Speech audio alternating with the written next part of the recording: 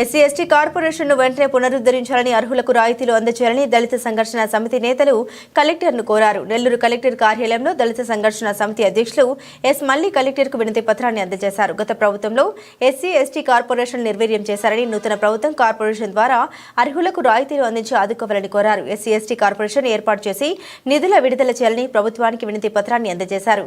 ఈ కార్యక్రమంలో దళిత సంఘర్షణ సమితి కార్యకర్తలు, నాయకులు అధిక సంఖ్యలో పాల్గొన్నారు. ఎన్నో వేల కోట్ల రూపాయలు అమ్మఒడికి వాటికి వీటికి వేశారు. కాబట్టి ఇప్పుడు ఈ చంద్రన్న కూడా ఇదే పథకాలను మాత్రం అనుసరిస్తే మాత్రం బాగుండదు. మా ఎస్సీ ఎస్టీ కార్పొరేషన్లు అన్నీ కూడా ఓపెన్ చేసి ప్రతి ఒక్క చిన్న సన్నకారు రైతులకి అయితేమి, నిరుద్యోగులకి అయితే అందరికీ రుణాలు ఇవ్వాలి. అది వేల కోట్ల రూపాయలు ఉన్న రాజ్యాంగబద్ధంగా వచ్చే డబ్బులు మీరు కూడా వేరే వాళ్ళకి కానీ వేసి వాళ్ళకేయాలా ఏళ్ళకేయాలా అంటే మాత్రం అది కుదరదు సార్. ఇది మంచి పద్ధతి కాదు. మా ఎస్సీ ఎస్టీ కార్పొరేషన్ రుణాలు ఇవ్వకనే జగన్మోహన్ రెడ్డి ఓడిపోయాడు. కింద వర్గాలందరూ కూడా ఆయనకి ఓట్లు వేయలేదు. కాబట్టి మీరు కూడా ఇదే పద్ధతిని అనుసరించొద్దు. తప్పకుండా ఎస్సీ ఎస్టీ కార్పొరేషన్లను ఓపెన్ చేయాలి. అందరూ కూడా చిన్నకారుకి, రైతులకి, నిరుద్యోగులకి అందరికీ దాదాపు సంవత్సరానికి 150 ఆటోలు, 50 ట్రాక్టర్లు అన్నీ కూడా ఇనోవా కార్లు అన్నీ ఇస్తున్నారు సార్.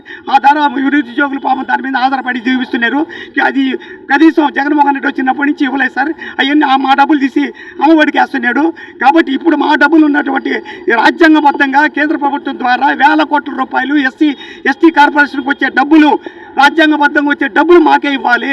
మాకే ఈ సంక్షేమ పథకాలు ఏర్పాటు చేయాలని మేము కోరుకుంటున్నాం సార్.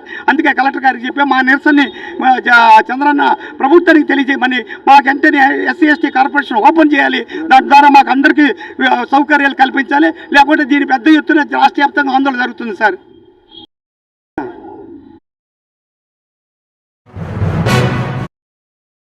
మరెన్నో వీడియోల కోసం మా ఛానల్ ని సబ్స్క్రైబ్ చేసుకుని పక్కనే ఉన్న బెల్ ఐకాన్ ని క్లిక్ చేసి యాక్టివేట్ చేసుకోండి.